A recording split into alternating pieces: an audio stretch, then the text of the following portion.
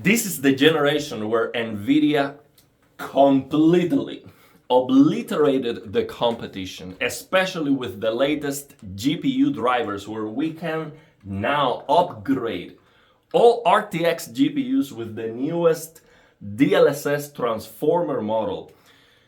And this, in my opinion, completely fixes the blurriness of the games.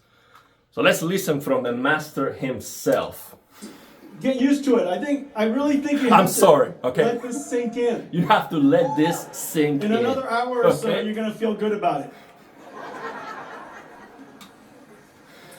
Well, welcome to Nvidia. In fact, you're inside Nvidia's digital twin. And we're going to take you to Nvidia. Ladies and gentlemen, welcome to Nvidia.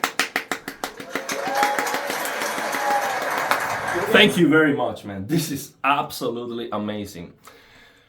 Now, the games still don't look perfect with the DLSS Transformer model.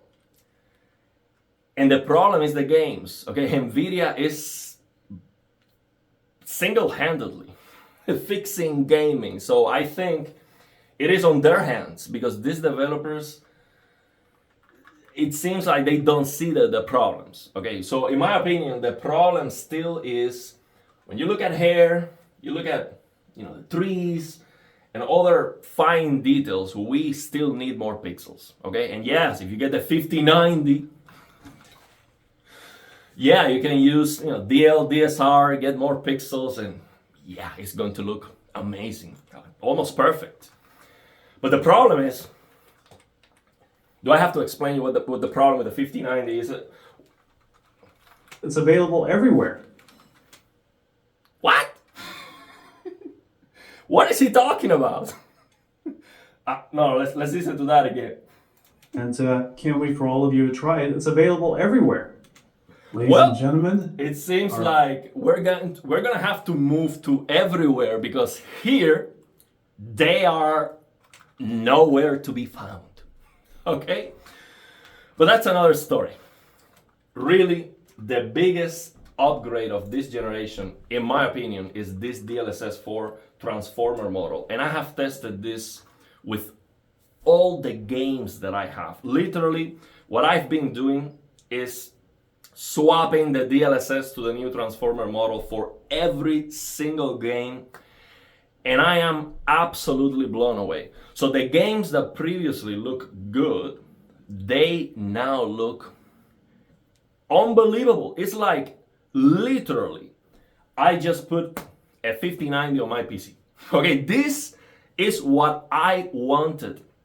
My number one complaint about these games today is that they look blurry. So I was like, I get a 5090, I have more frames, but it still looks blurry. So what's the point? And that was not compelling. So what I was expecting was, okay, well, I get the 5090, I get more pixels, and yes, the sharpness is going to improve.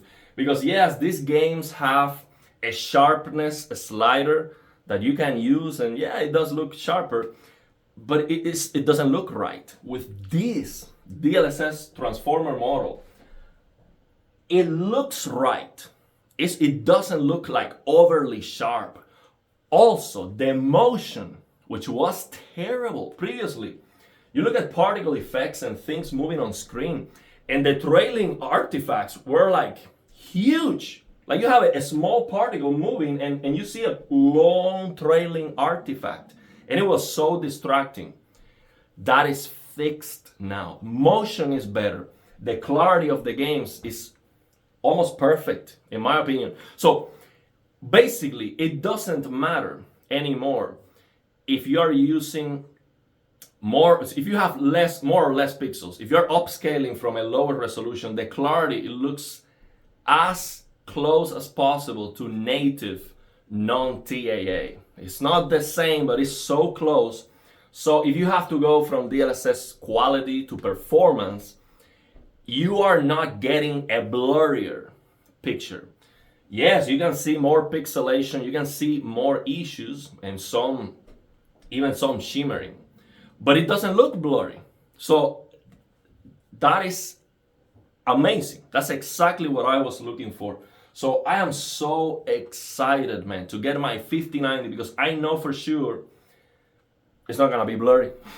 Okay, so that was my concern. So imagine you get a 5090, you open one of these terrible games, and it's like, this is blurry. So what's the point of paying all this money and you still have a blurry game at 4K? It's just nonsense.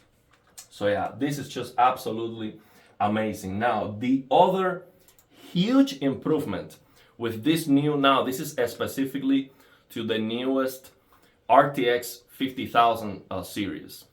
This is huge. So let's hear it from Monitors Unboxed. Link in the description of the video to this one.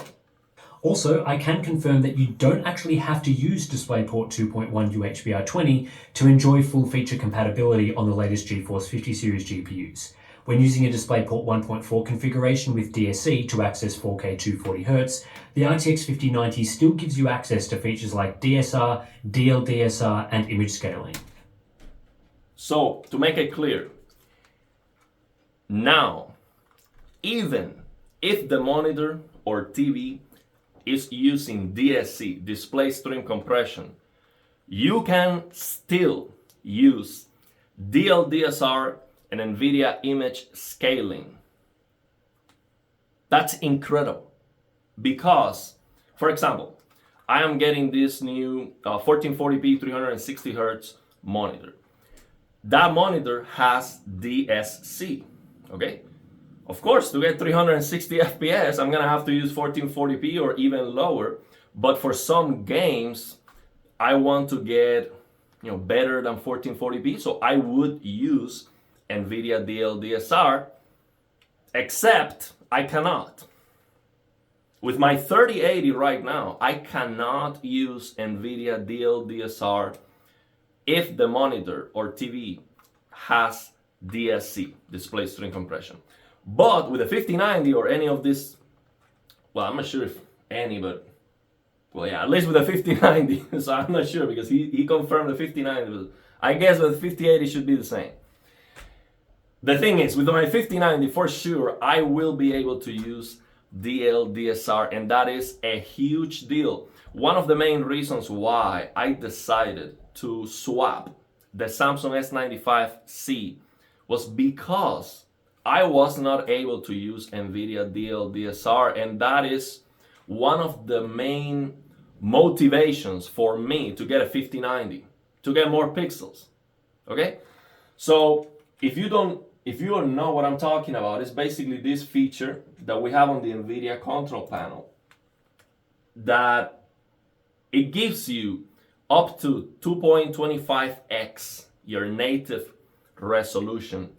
And the idea is to make it look, if you have a 4K screen, for example, the idea is to make it look as close as possible to an 8K quality of that amount of pixels with a lot less performance hit. So it also performs better. So let's say it is this feature I'm talking about here, this DSR factors.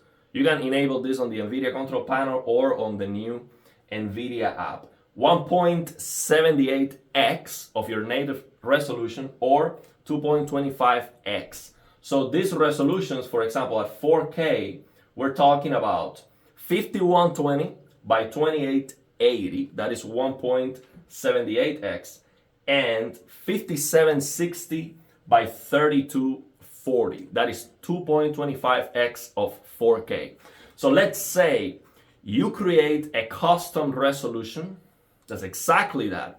It will perform worse and it will look not as good, basically, because this also comes with an anti-aliasing like a slider that you can use to get it sharper or to get it with better aliasing. So also for some older games, you can turn off anti-aliasing completely and use this. And then tweak the sliders. If you're getting some shimmering, tweak it so you get better anti-aliasing. This is absolutely amazing, and it's one of my main motivations to get a 5090. And it was definitely one of the biggest reasons why I returned the Samsung S95C, because I was not able to use that feature. So yeah, I mean, jokes aside, I truly believe that there is no point to look at any comparisons anymore between AMD, Intel, and Nvidia. At least for now, we don't know exactly how good is FSR going to be, but I highly doubt that they can touch this.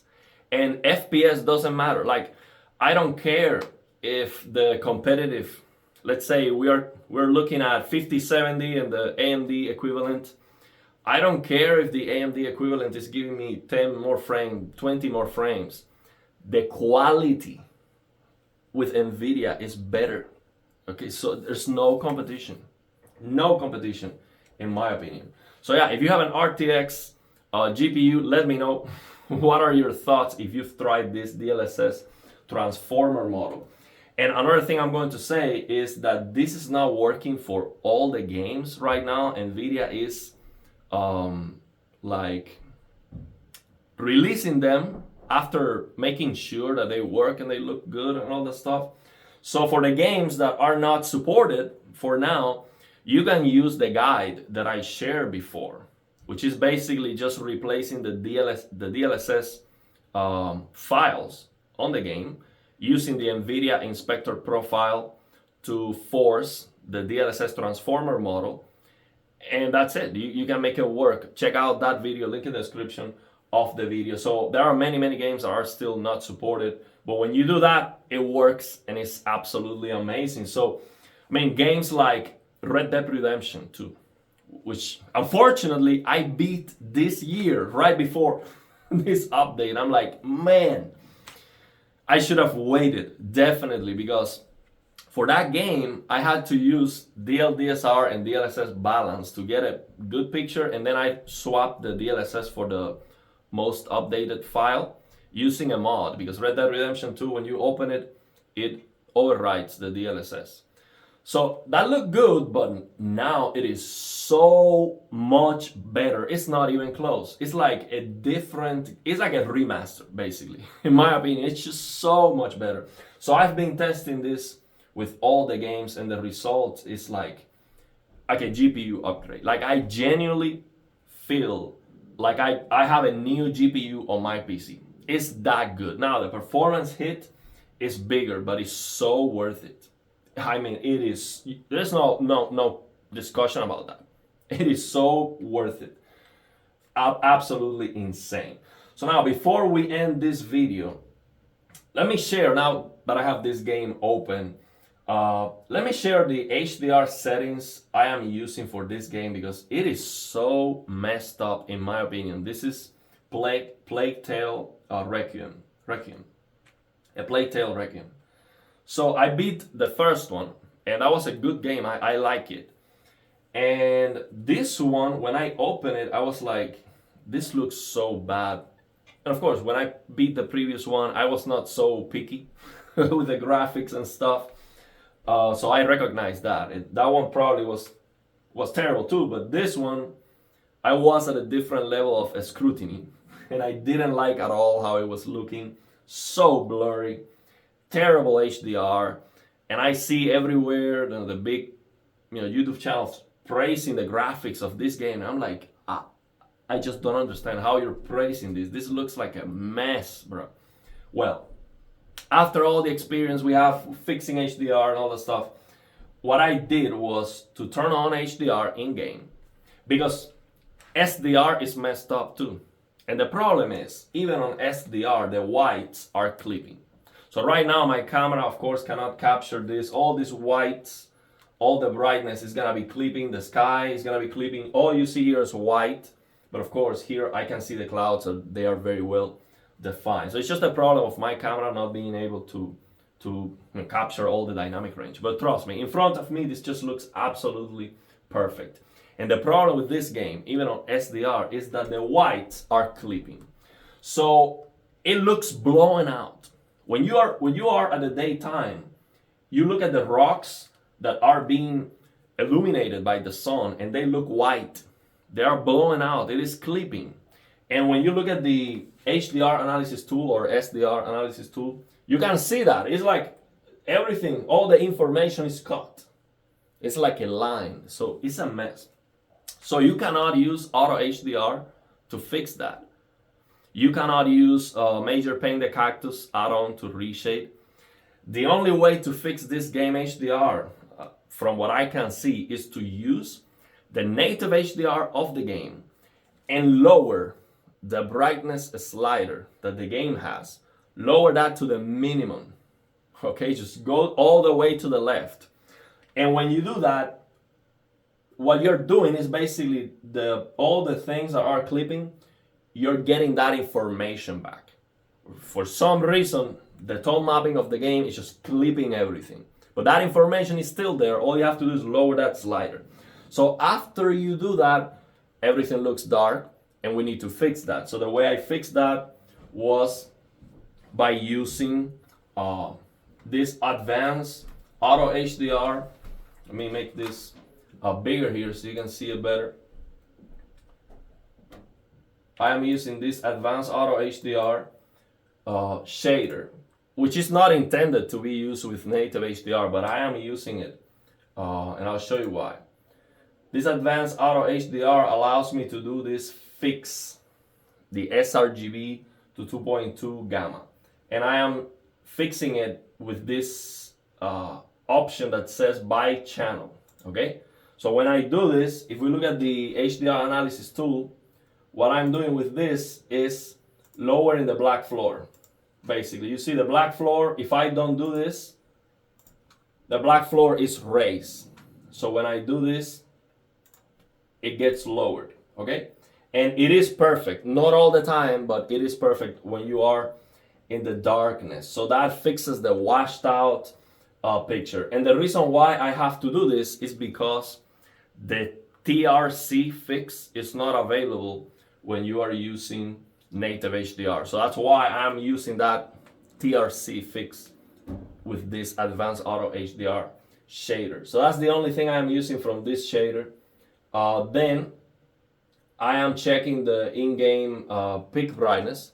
And if I don't have enough brightness, then I can use this Lilium's tone mapping to get it brighter by selecting the actual brightness of the game. And then you can push the target luminance higher when you use the BT2446 method A. So this is the way I get more brightness of what the game is actually giving you. So if the max CLL of the game is below what you need for your monitor, so let's say the game is like 800 nits and it doesn't go over 800 nits or over 1000, and your monitor is 2000 nits, you can do this. Use the Lilium tone mapping with BT2446 method A, and then you select the maximum input luminance. That is what the game is trying to output. Let's say it's 1000 nits, and then you just increase the target luminance, and you're looking at the maximum here on the HDR analysis tool until you get the value that you're looking for. That's how I get more brightness of what the game is trying to output. And then the other thing I am doing is I'm using the PRO D80 03 curved levels. This shader, I am using it to get more visibility near black. So what I do with this shader is I lower the toe position X to 0.065 and the toe position Y to 0.15. So this is something that I tweak using my eyes. I look at the game, I look at the graph, I use my eyes, and I fix the near black visibility. Now, these settings are not final. I'm gonna start playing the game now, and once I go to the darkness, I will have the ability to fine tune. But see, the black floor is perfect now. But maybe when I go to the darkness, I'm gonna be crushing blacks a little bit. So I might still tweak this, but right now it is perfect. You see the line here is going almost perfect. So I am getting perfect blacks, and the gamma looks right. So the whites are not clipping. I am getting the brightness that I need 1500 nits for my Samsung S90D with a mod, up to 1500 nits. So this looks beautiful, looks absolutely amazing. Now the other thing is I have this game capped to 50 FPS because it's very demanding, okay? So with 50 FPS, I am using on my Samsung S90D Game Motion Plus, which doubles the FPS. It's like frame generation on my TV, okay? I could use lossless scaling, but the problem is with lossless scaling, I lose performance a lot. So I cannot do this with this level of quality. I am using DLSS quality for this game because it has, like I said, it has a lot of low resolution assets that look very bad, very pixelated. So now it looks sharp with the DLSS Transformer model, but it's still the hair and these fine details look a little bit pixelated.